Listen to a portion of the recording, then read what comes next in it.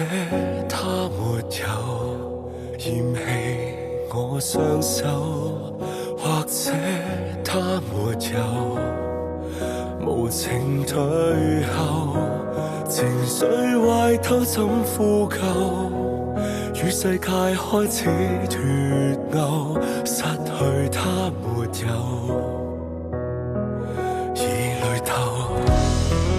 根本這一切早已被詛咒，任愛極濃厚，但是也沒法開口。我曾伸手想補救那錯漏，拼命伸手摸不到到底岸流，確定失手，但另有愛在三千的宇宙，不會被重複奪走。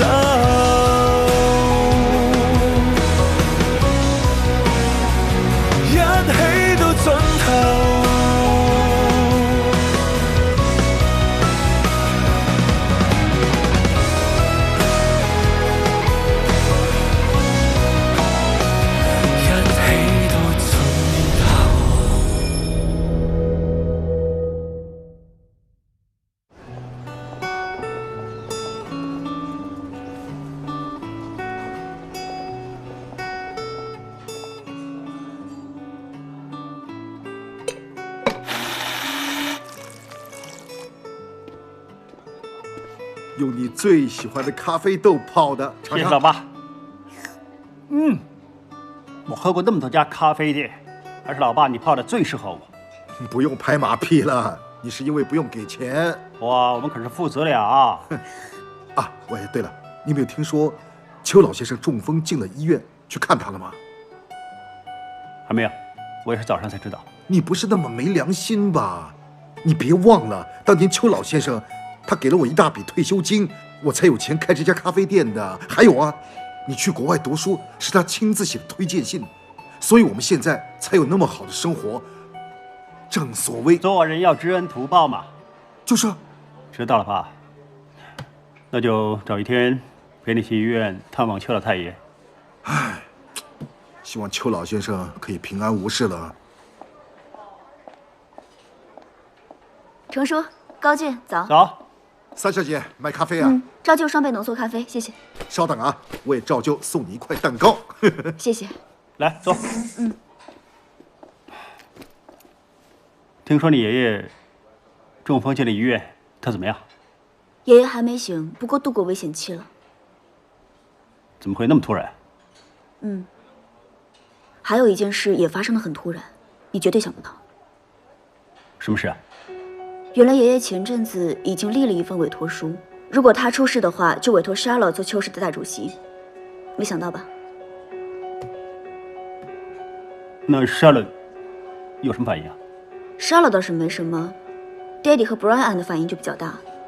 虽然我不知道爷爷为什么那么做，但是我相信 Charlotte 这个代主席一点都不容易做。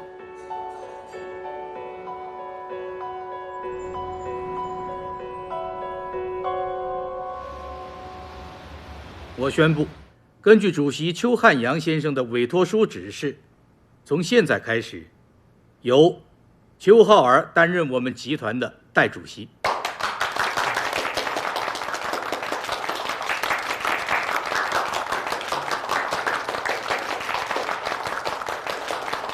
在爷爷生病的这段时间，我希望大家继续协助以及支持我，继续为邱氏带来。我们隶属商业罪案调查科，请问哪一位是邱浩儿小姐？我是。邱浩儿小姐，因为你涉嫌一宗贿赂以及伪造文件的案件，请你跟我们回去协助调查。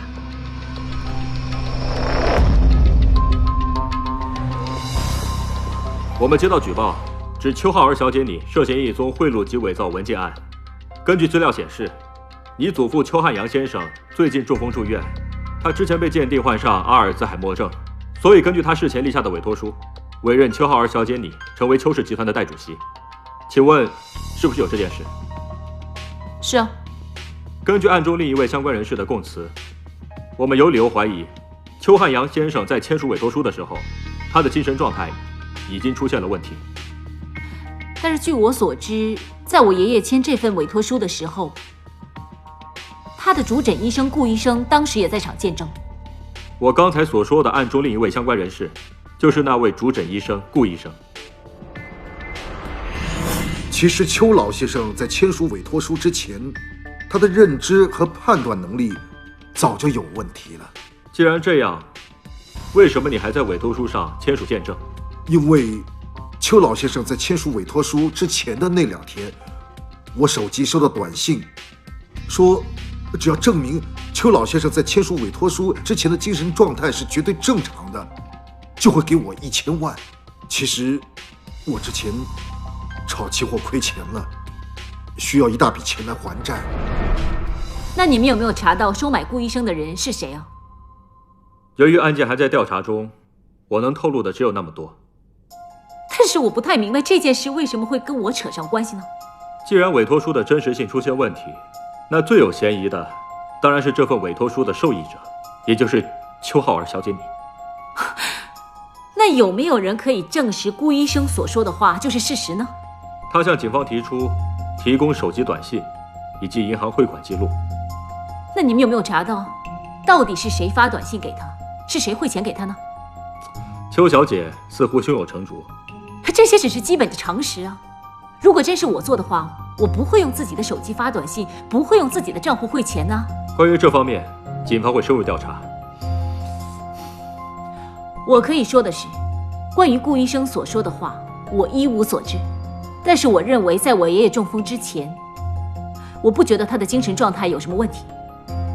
不过，只要你们警方需要我协助调查的话，我随时都会合作的。为什么那么大的事，你不先问问我，自作主张就让法务部报警，啊？爹地，顾医生去法务部自首，法务部通知我，我身为 CEO， 只能公事公办。顾医生有没有证据能证实是浩儿指使他做的？在整件事当中，Charlotte是最大的受益者，不是他还会是谁？也就是说，你演了那么大一出戏，根本没有办法可以弄死浩儿。我没打算弄死他，我只是希望委托书失效，他做不成代主席。你没想过弄死他，啊？所以这件事是你安排的 ，Brian， 我多问你2句，你就什么都说出来了。你知不知道你这么做是妨碍司法公正，随时会坐牢的？爹地，这个你放心吧，顾医生有把柄在我手上，他不敢出卖我的。其实你要阻止浩儿做代主席的位子有很多办法，不过你现在选择的是风险最大、代价最高的。你怎么那么傻呀？我明白，爹地你说的对，下次我会注意。总之，我警告你，这件事你要做得干干净净，别留下把柄，要不然你爹地我也帮不了你。明白吗？明白。哎，不知道浩儿会不会有事啊？既不接电话，又不回家。哎，老公，你那么担心也没有用啊。Charlotte录完口供，自然会打给你的。录什么口供需要那么久啊？他现在涉嫌贿赂和伪造文件啊！哎，不知道会不会出事啊？放心吧，可能是一场误会。如果他没做过的话，肯定不会有事的。他当然没做过了。你知不知道啊？这个世界上有一种叫做冤狱的。哎，不行不行，我要找人帮忙他才行。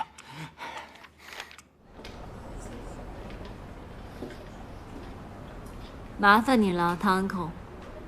爹地真是的，大惊小怪，协助调查而已嘛。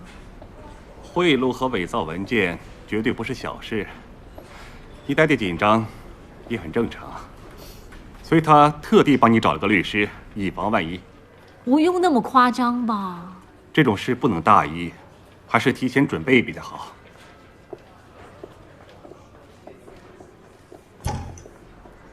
谢谢。别客气。哎，就是这位。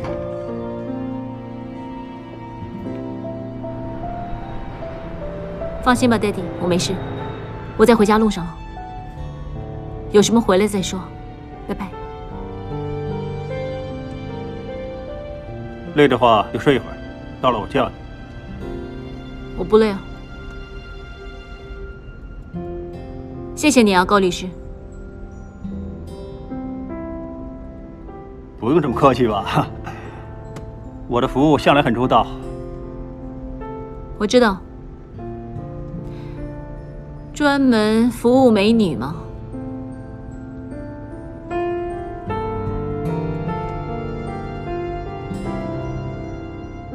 是我 Daddy 叫你接这个案子的。其实这么大的事，你应该主动找我。你知道我最擅长打这种案子，大不了收你友情价。事先声明，现在是我 Daddy 找你，不是我找你。需不需要你帮忙呢？我还在考虑。不管怎么样，总之你好好休息一下，睡醒需要我的话随时打给我，到时候再讨论案子。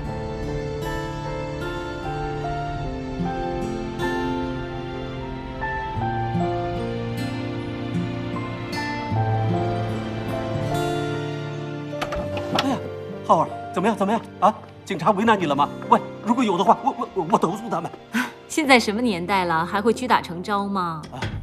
对了，警方现在控告你什么？他们叫我回去协助调查而已，没说要控告我。哎呀，不行，要提前做好准备。啊，对了，高俊他有什么意见啊？你还说，无缘无故叫他来干什么？也不先问问我。话说回来，警方为什么要杀了你去协助调查？他说是邱市的法务部报警的。不是吧？他们报警的？那不行，别说那么多，马上约高俊，跟他谈谈这个案子。杀了，爹地在书房等你，有事跟你谈。什么？为什么要暂停浩儿代主席的职务？志东，你跟大伯和浩儿解释清楚。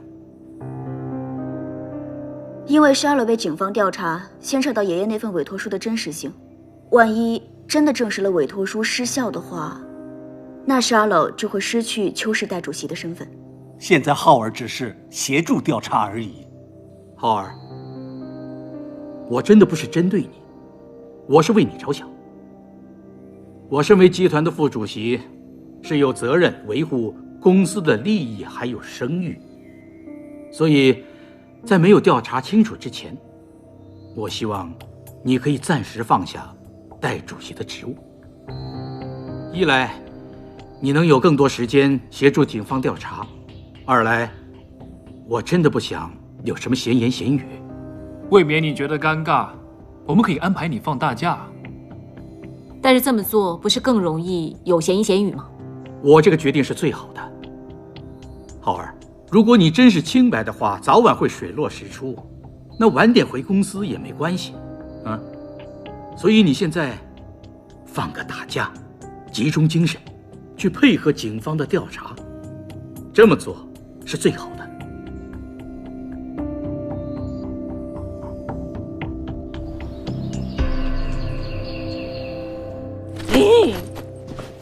不用指望出门了。大姐，别那么生气，喝杯茶。喝什么喝？怎么能不生气？我那个发型师啊，很难约的。打算做一个造型，去妇女聚会的时候可以多拍几张照片嘛。现在能不能出这个门口都不知道。二少奶奶、小少奶奶，怎么样，容易？外面什么情况？现在外面全是传媒记者，还有电视台采访车，他们怎么都不肯走。气死我了！一大早的吵什么吵？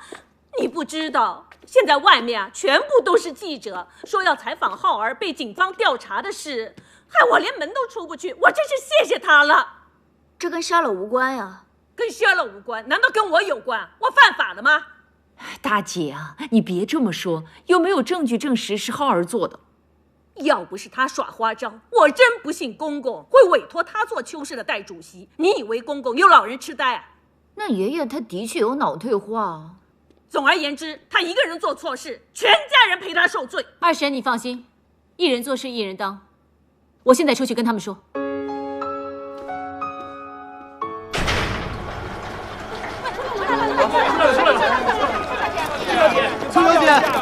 邱小姐，邱小姐，传闻你涉嫌贿赂以及伪造文件，被警方请回去协助调查。这件事你有什么回应？听说邱小姐你向邱氏集团请辞了，这件事是不是有真的？这次向警方举报邱小姐你的是你们公司的法务部，这是不是表示邱小姐你跟你家人的关系出现了问题啊？很感谢各位传媒朋友的关心，也很感谢大家给我一个机会在这里交代整件事。首先我要澄清的是，我家人的关系一直都很融洽，从来都没有出现过任何问题。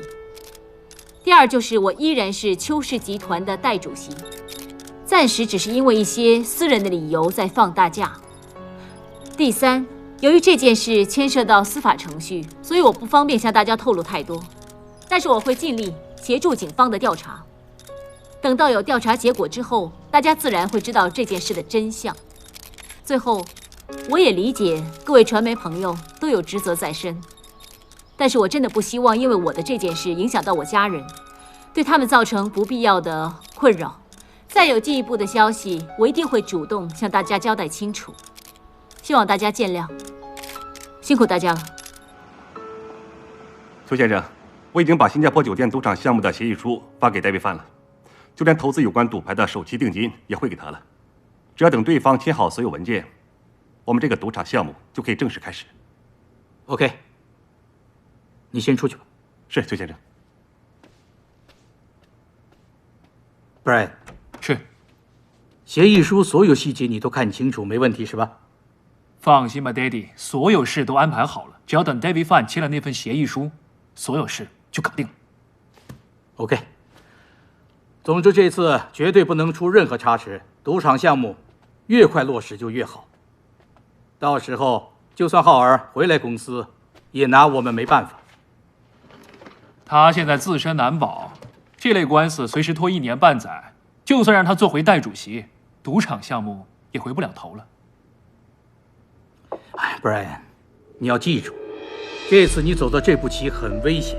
如果让警方查到顾医生他给假口供的话，浩儿一定不会放过你。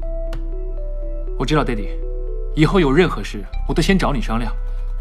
至于顾医生，你放心，我会做得干干净净。那就最好了。Daddy， 我先出去了。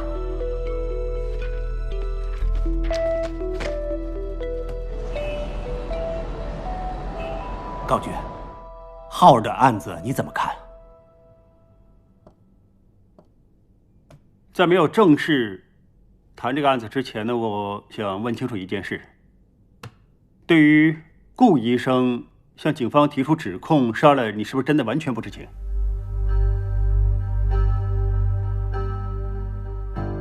对呀，浩儿，你有什么苦衷就直说，我绝对站在你这边支持你。连爹地你也认为我收买了顾医生，隐瞒爷爷的精神状态是吧？不是，我不是不相信你，我只可以说，我真的没办法证明我自己没有做过。现在顾医生承认被人收买，隐瞒爷爷签委托书时的精神状态，而在整件事里面，最大的受益者就是我，这个是客观的事实，我也无法否认。高局，那现在怎么办呢 ？Uncle， 你先不用那么担心。根据香港法律，是要控方证明被告有罪，而不是被告证明自己没罪。更何况现在警方还没有正式检控杀人，所以呢，很明显，他们证据不足。其实，就算警方那边不检控我也没用。现在只要是那份委托书出现了疑点，二叔他们就可以利用这一点，不让我做代主席。做不做代主席不重要，现在最重要的是证明你没有犯过法。我当然要证明我自己是清白的，但是我最需要证明的是，爷爷之所以委托我做代主席，是因为我的能力呀。而且他是经过深思熟虑，并不是因为他精神状态出现问题一时糊涂下的决定啊。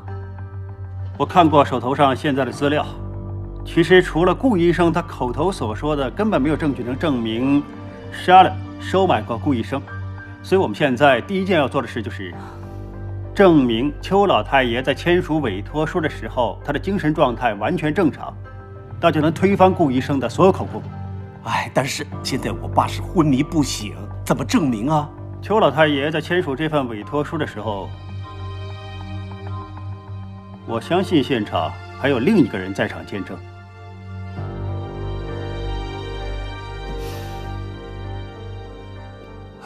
你们问我怎么看邱老先生签署委托书当时的精神状态？我不是这方面的专家，我怕我的意见在法庭上没有任何作用。汤律师，其实我们不是要你出庭作证。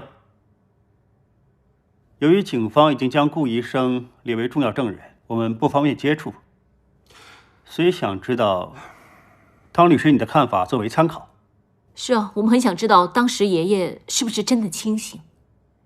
如果你问我，你爷爷签署委托书当时的精神状态，我觉得他神志很清醒，说话条理清晰，精神状态完全不像有问题。那汤安口，你有没有想到什么可以证明当时我爷爷的精神状态是没问题的呢？对啊，就算是很小的事也可以。我记得邱老先生那天说过，他来我律师行之前曾经去过拍卖行，还竞投了一个青花瓷花瓶。啊，他后来发了张照片给我。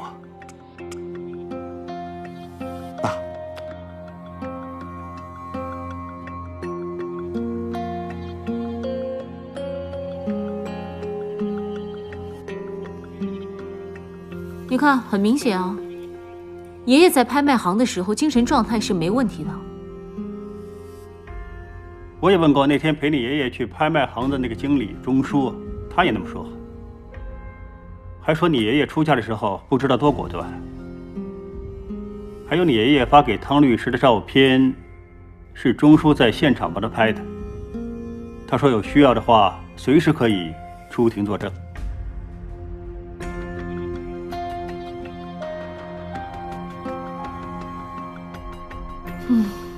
但是，就算爷爷在拍卖行的时候神志正常，也证明不了他去汤律师律师行的时候不会出现任何问题啊。不过至少我们可以拿着这段视频，去跟顾医生对质啊。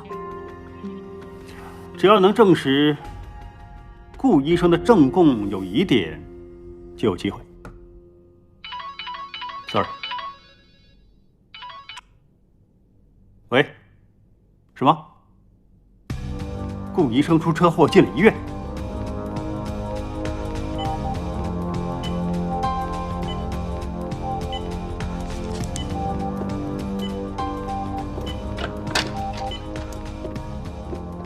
医生，病人现在怎么样？伤者是因为发生车祸送来急诊室，很明显他的头部受到严重撞击，导致神志有点迷糊。问他刚刚发生什么事，身在何处，他完全是答非所问。幸好其他伤势不算严重。换到 ICU 病房之后，我给他做了一个测试，发现他勉强可以想起来自己的姓名、他的职业以及家庭状况，而其他的事他完全不记得了。所以我初步怀疑伤者是因为脑部受到了剧烈震荡，脑神经受损而导致失忆。失忆？不是吧？什么时候才能恢复？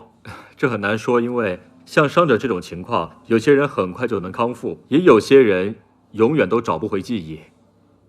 其实我们对人脑的认识实在有限，现在能做的就是再给他多做几次详细的检查，先观察他的情况。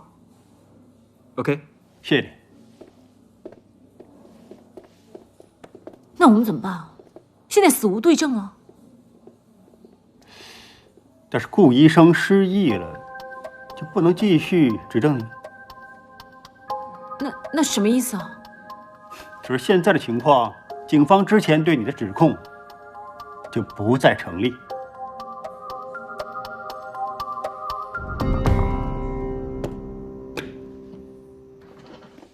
Brian， 你老老实实的告诉我，是不是你找人撞伤顾医生？没有，我也是刚刚才知道顾医生出车祸重伤进了医院。真的吗？真的，你相信我，杀人啊要坐一辈子牢的，你给我雄心豹子胆我也不敢。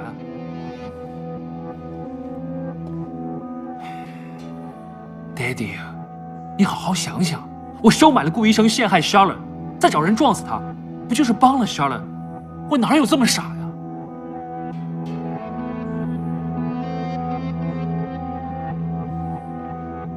顾医生这个时候出车祸，听说还失忆了。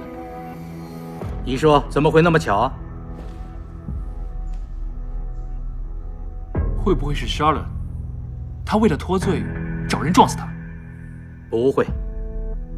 虽然我不怎么喜欢他，但是我从小看着他长大，他不会做这种事的。这很难说，有时候人为了自保，什么都干得出来。整件事里最大受益者就是 Charlotte， 不是他会是谁？不过现在最可惜的，就是没了顾医生的指控，他又可以大摇大摆地坐回代主席的位子。虽然顾医生现在不能直接指控浩尔，但是之前的指控仍然存在。只要我们抓住这一点，质疑你爷爷那份委托书的可信度，就能拖很久。他想做回代主席没那么容易。请我喝酒当律师费啊？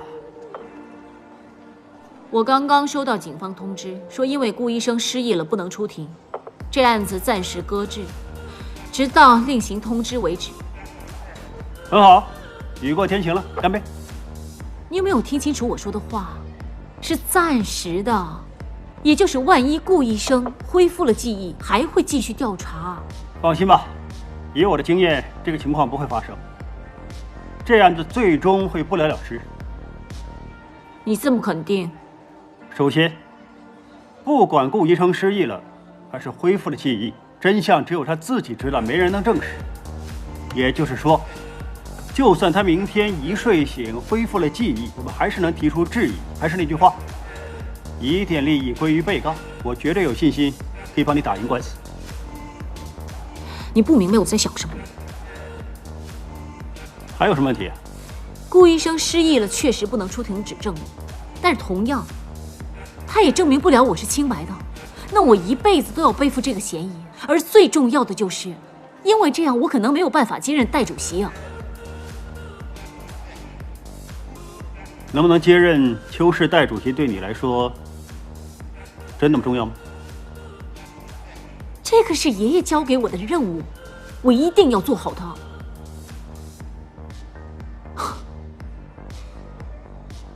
还有，你不觉得很奇怪吗？顾医生突然之间发生交通意外，然后还失忆了，有没有那么巧啊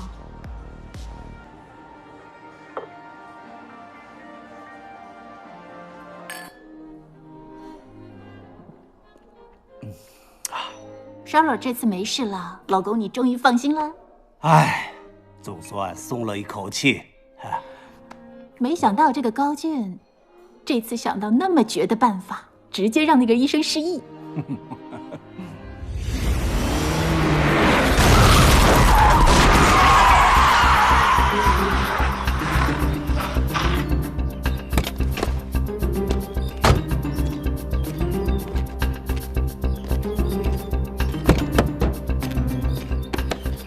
没事，不用怕，我算好了速度和角度，不会撞死你的。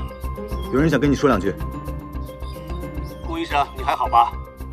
根据之前的协议，那1000万的医药费已经汇进你太太国外的银行账户。这样真的没问题吗？放心吧，只要你脑震荡失忆了，那你就不用再冒着妨碍司法公正的危险出庭替人做假口供，这绝对是最明智的选择。老公，你这1000万的医药费简直太划算了。唉，为了尽一点当爸的责任，这点钱算得了什么？但是这一次啊，便宜那个混蛋医生了，他不只收了两边的钱，还可以保外就医。哎，算了啊，最重要的浩尔没事就行。这次的案子算是解决了，但是你怎么保证你弟弟会让Charlotte回去做代主席啊？我还留了一手，他不能不答应。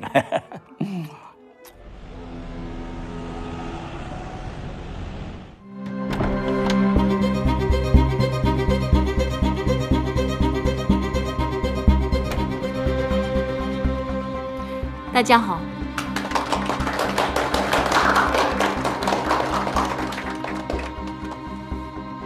浩儿，之前委托书那件事，警方已经撤销控罪。现在既然水落石出了，我希望你不要放在心里。那我们以后就继续齐心协力，完成你爷爷交给我们的任务。放心吧，二叔，我一定会尽全力，不会辜负爷爷对我的期望。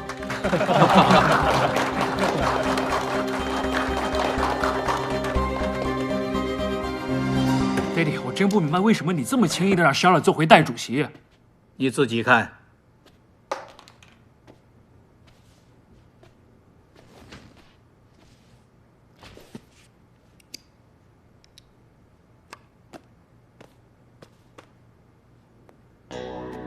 我在这里要向邱浩儿小姐致歉。之前我向警方做出的证供，全部都是谎言。我是收了别人的钱，刻意诬告邱浩儿小姐。那天，邱汉阳老先生签署委托书的时候，神志绝对清醒，精神状态完全正常。你现在知道我为什么让浩儿坐回代主席的位子了？爹地，这个 U 盘是从哪里来的？有人寄给我的。难道是Charlotte？这重要吗？现在很明显，他们已经知道，是你叫顾医生做假证供，陷害浩儿，事情穿帮了。视频里没有说是我收买他的，也许还有第二段视频呢。如果他们把其他视频交给警方，那怎么办呢？你以后做事动动脑子，别再惹那么多麻烦事，要我帮你善后了，好不好 ？Sorry, Daddy， 这次是我想的不够周全。我保证，以后不会再犯。每一次都这么说。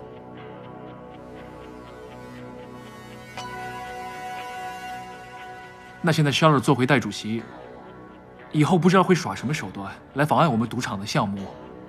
现在爷爷还在医院，大部分董事都支持我，他应该耍不了什么花样。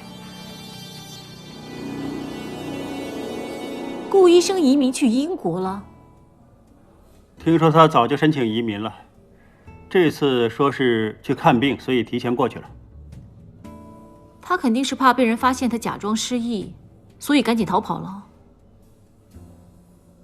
总之，连唯一的证人都没了，你这案子查不下去了。所有事都那么巧合啊？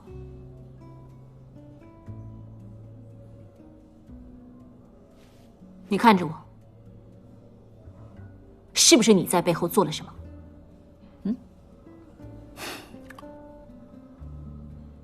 我只知道，现在这种情况，对你来说是最好的结局。你要帮我有很多方法的。你是个律师，知不知道什么叫做妨碍司法公正啊？如果顾医生上了法庭做假证供，那才真的是妨碍司法公正。现在暗中有人帮他阻止他犯法，我觉得可以接受。我才不信你不给他钱，他肯那么做。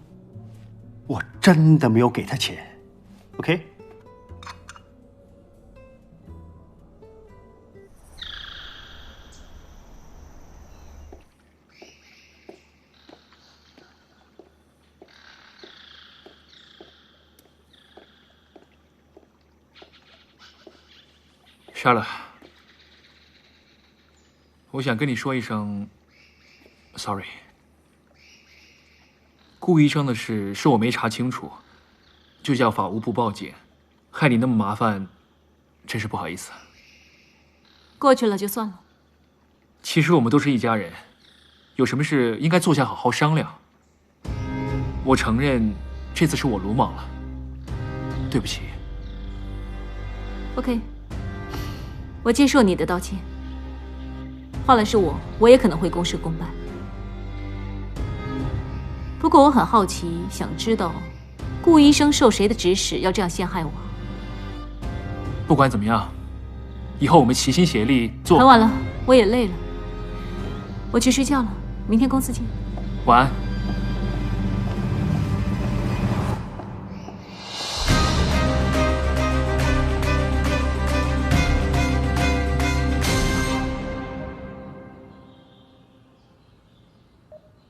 爷爷啊，为什么你会选我做是委托人，替你看着邱氏的业务呢？我猜不止我，全家人和公司的人都很想知道为什么。我突然坐了这个位子，当然会有人不高兴了。他们每天都在想怎么样才能让我下台。不过爷爷，你放心，你的孙女儿我绝对不是一个那么轻易放弃和轻易认输的人。既然你把这个重任交给我，我一定会尽我所有的能力，做到最好为止。我要证明给爷爷你看，女人的能力绝对不会比男人差。对，这个项目应该没问题。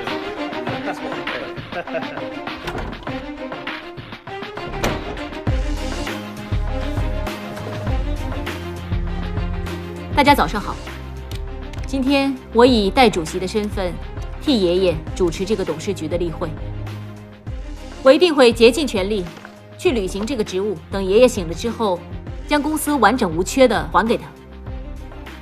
Brian， 你将新加坡赌场那个项目的进展跟大家说说。知道，爹地。经过几轮磋商，我和南美赌王 David Fan 已经达成初步协议。现在等对方签好所有的协议文件，这个项目就能马上展开。不好意思，如果我没记错，这个项目应该还没有正式在董事局通过吧？那是因为上次爷爷他……是这样的，这个赌场项目可以舒缓现在公司的财政压力。我们大家谈过很多次了，也全都同意了。我知道，二叔以及各位董事都花了不少时间在这个项目上，但是我觉得，如果利用赌场这个项目再向银行借贷的话，就等于以债抵债，到最后只会让公司背负更大的债务。我真的很想知道，除了这个赌场项目，对于我们邱氏面临的财政压力，杀了你有更有效的解决方案吗？其实我想了另外一个解决的办法，之前也跟二叔你提过，就是将新加坡酒店的其中一栋以酒店式公寓出售。我初步计算过，所得的收益应该能还清欠银行的钱。新加坡的工地才刚刚施工，就算你这个方案可行，远水怎么能救近火？所以我跟新加坡那边最大的地产商谈过，他们肯认购我们80%的单位，还答应签约之后会给1半的定金。只要有这笔钱，我觉得已经可以大大舒缓我们公司的财政压力。而最重要的就是，这么做风险绝对比开赌场要低。这么说，你不会同意赌场这个项目了？我是觉得牵涉赌业有违我们邱氏的经营宗旨。杀了 OK。既然现在有2个方案，一个是赌场的项目，另一个是盖酒店式公寓，要不这样，我们现在马上投票，看看结果怎么样？好。等等，你又想怎么样？我想问一下，代主席除了有投票权之外，是否还有否决权？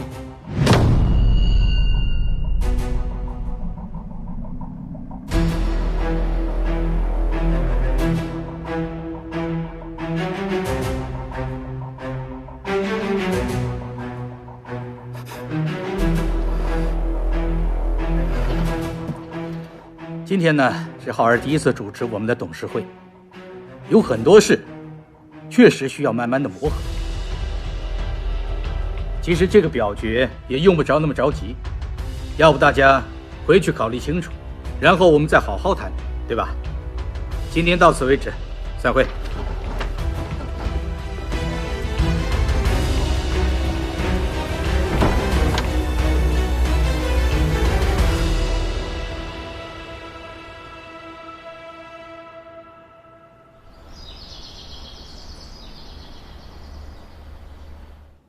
哎，对，这个放这里哈。大姐，哇，大妈你打扮得这么精致，今晚有约啊？哎，取消了。我现在啊都不敢见那些阔太太了，不知道怎么跟他们说赌场开不成了。之前啊，他们还不停地问我能不能投资，现在怎么跟他们说赌场开不成了？啊，真的，爹爹，我还以为自己可以做赌王的千金呢，太可惜了。就是这么好的机会都不把握，不知道是谁做的决定。现在是暂时搁置。既然浩儿他坚持反对这个项目，那董事局就选择尊重他的意见。我不建议开赌场，是因为赌业根本就不是我们熟悉的范畴，所以我们要承担的风险相对要大很多。还有大家都知道，爷爷一向都反对我们开赌场的。所以说到底，爷爷还是觉得赌业不是一个正当行业。但是做生意不应该那么保守的吗？我们应该与时俱进，打破传统。赌场的模式，庄家是会赚钱，但是几乎每个客人都会输钱。我想爷爷是因为不喜欢这种经营模式。对啊，要不是哪门生意赚钱，就非要做那门生意啊。公公那么讨厌赌业，可能纯粹是觉得这行会害死很多人。老婆，你真聪明啊！我们小时候啊，爸就经常跟我们兄弟俩说啊，他说做生意赚钱固然重要，但是有一句话他经常会提醒我们，他说君子爱财，取之有道。哼，我们邱氏集团不知道什么时候变成善堂了。二婶啊，我也希望公司能赚钱，但是赚钱有很多种方法，不一定非要开赌场啊。